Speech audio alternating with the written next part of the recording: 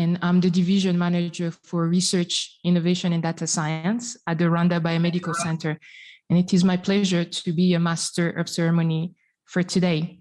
So we'll start with a few announcements, both for the guests in the room and the guests online. We will have simultaneous translation available throughout all the sessions. Channel 1 will be English.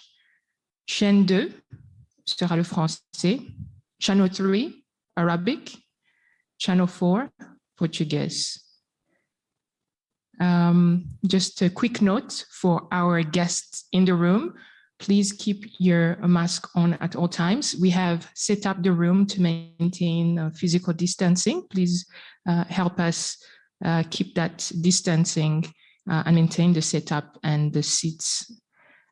For our guests online, welcome. We have many people joining us via Twitter and Facebook, as well as on the YouTube channel through the Africa CDC.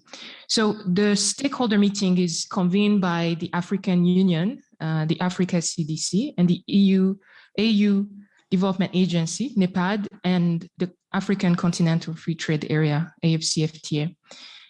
We have several engaging sessions ahead of us. Without further ado, the very first session of the day, which is the 7th session of the stakeholder engagement meeting, would be on ensuring effective and efficient technology transfer. This is a topic that came up even from the very first day.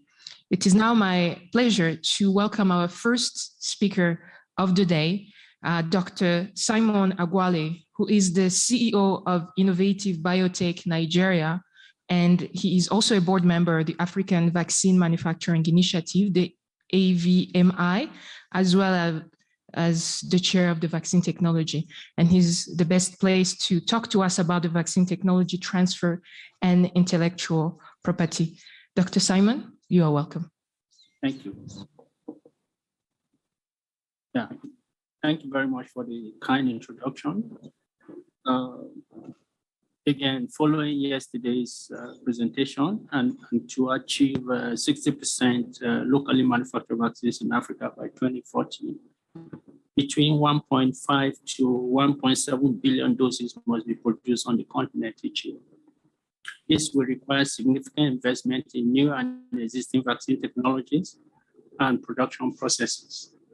The 1.5 and 1.7 billion doses were based on population growth of at least 2.3% per annum until 2040, an increase in immunization from the current 80% to 100% by 2040, and introduction of at least 11 new vaccines, and with COVID vaccine as routine immunization.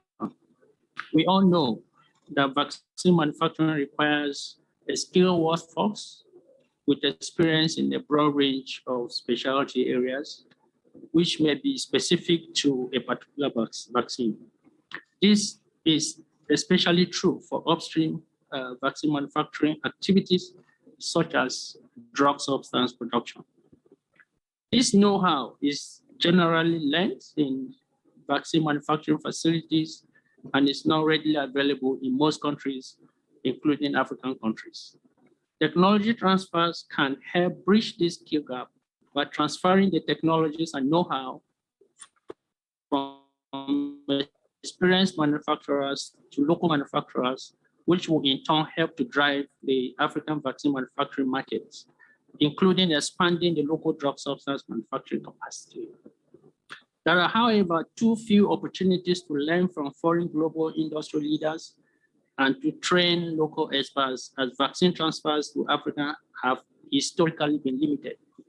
Additionally, technology transfers, as we all know, are long and complex processes that requires multiple steps and stakeholders. This takes years to complete. For example, the Sanofi tech transfer of the trivalent influenza vaccine to Butantan Institute in Brazil took nearly 10 years to complete. and also technology transfer of the HIV vaccine from GSK to Biomanguinhos, also in Brazil, took nearly 8 years to complete.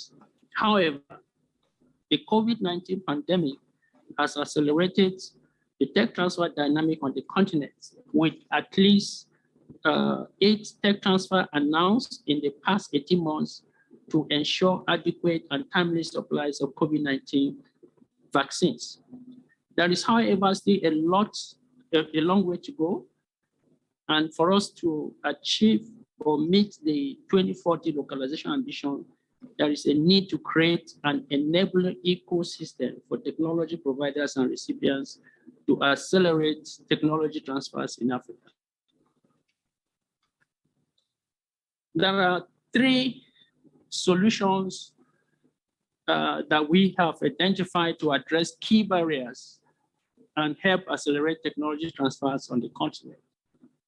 During the course of this work, we identified several barriers or pain points that could hinder tech transfer, and then 3 key barriers were identified. The first being that there's limited visibility of available technologies and partners among African manufacturers.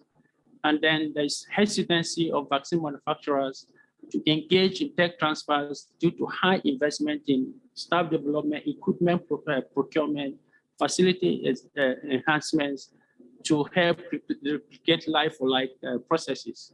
And the solution here is to develop a unit which is coined, and I will describe that in my last slide, a vaccine technology transfer and IP enablement unit. And this unit will help to facilitate the transfer of IP technologies to the continent by linking the main parties in the tech transfer, that's the tech providers and the tech recipients, to an ecosystem of supporting stakeholders along the tech transfer journey and enable centralized access to key IP information and technology support services to facilitate transfer of IP and to support licensing of new and alternative vaccine technologies. The second barrier we identify is the lack of clear incentives for tech providers to transfer their technology to African vaccine manufacturers companies. And then the solution is to develop an incentive framework to ensure all conditions are in place to promote tech transfers with African manufacturers, which will include, but not limited to, providing local market access and demand